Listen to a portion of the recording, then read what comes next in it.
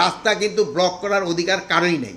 যেহেতু তার যদি কোনো দাবি দেওয়া থাকে তারা প্রপার চ্যানেলে জানাবে, কিন্তু রাস্তা ব্লক করে জনগণকে ভোগান্তি করা এটা কিন্তু কোনো অবস্থায় আমার মনে গ্রহণযোগ্য না। আমাদের দেশের সার্বিক আইন শৃঙ্খলা পরিস্থিতি সম্বন্ধে একটু আলোচনা হয়েছে, তারপরে এই যে দুই একটা নির্বাচন হয়ে গেল এইগুলির ব্যাপারে অল্প একটু আলোচনা হয়েছে, তারপরে আমাদের পুলিশ যে কর্মক্ষেত্রে যে তাদের যে ট্রেনিং এইগুলির ব্যাপারে আলোচনা হয়েছে, আসন্ন জাতীয় সংসদ নির্বাচন উপলক্ষে আমাদের প্রস্তুতির ব্যাপারে আলোচনা হয়েছে, ছিনতাই চুরি ডাকাতি এইগুলির ব্যাপারে কিছুটা আলোচনা হয়েছে, মাদক নিয়ন্ত্রণ এইগুলির ব্যাপারে আলোচনা হয়েছে, তারপরে আপনার ওই মিয়ানমার সীমান্তে যে মাদক এবং মাছ ধরার ক্ষেত্রে কিছু কিছু সমস্যা হচ্ছে এইগুলি নিয়ে আলোচনা হয়েছে, তারপরে আমার লুট হওয়া অস্ত্রগুলি কীভাবে নিয়ে আসা যায় এইগুলির ব্যাপারে আলোচনা হয়েছে। তো মেইনলি আলোচনা হয়েছে যে পূজার সম্বন্ধে বেশি, তারপর আমরা যে কারাটার একটা সংস্কার করতে চাচ্ছি, কারারে সংস্কার ওইটার ব্যাপারে সবচেয়ে বেশি আলোচনা হয়েছে। তারপরে আপনারা জানেন যে ফরিদপুরে যে অল্প দুইটা ইউনিয়নের সমস্যা, কিন্তু পুরা কয়েকটা জেলার তারা রাস্তা ব্লক করে দিচ্ছে, এইগুলির ব্যাপারে আলোচনা হয়েছে।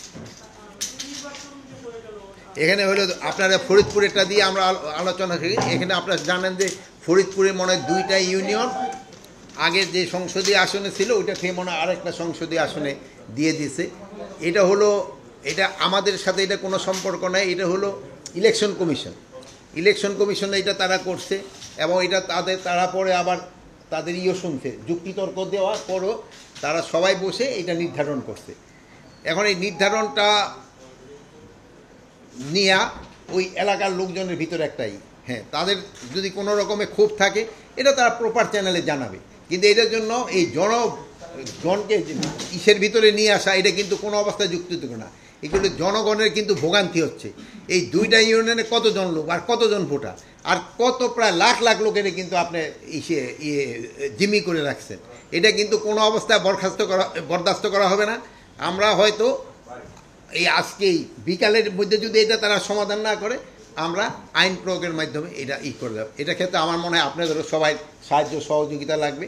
আপনারও মনে হয় চান যে এটা আইন প্রয়োগের মাধ্যমে তো রাস্তাটা ক্লিয়ার করে দেওয়ার জন্য। রাস্তা কিন্তু ব্লক করার অধিকার কারোই নেই। যেহেতু তার যদি কোনো দাবি দেওয়া থাকে তারা প্রপার চ্যানেলে জানাবে, কিন্তু রাস্তা ব্লক করে জনগণকে ভোগান্তি করা এটা কিন্তু কোনো অবস্থায় আমার মনে গ্রহণযোগ্য না। এটা ক্ষেত্রে আপনারা কি বলেন? এটা আপনারাও বলেন। আচ্ছা, এই ক্ষেত্রে আমরা একটা ভালো সাংবাদিক ভাইরও চাচ্ছে যে রাস্তা যেন কেউ ব্লক না করে। এবং এখানে আমার ওই বোনও দেখলাম খুব রাজি, উনিও যদি মাথায় সবাই এইটার ক্ষেত্রে রাজি। আচ্ছা, এটা সবার ক্ষেত্রে প্রয়োগ করা উচিত। এই সাংবাদিক ভাই আরও একটা ভালো কথা বলেছে, কাউকে ছাড় দেওয়া উচিত না, রাস্তা ব্লক করলে কাউকে ছাড় দেওয়া উচিত না। আচ্ছা, এখন নেক্সট পয়েন্টটা যাই।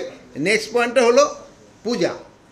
আপনারা জানেন যে পূজা একেবারে ঘনে আসছে, এই জন্য পূজার ক্ষেত্রে আমাদের যত ধরনের প্রস্তুতি আমাদের নিতে হবে।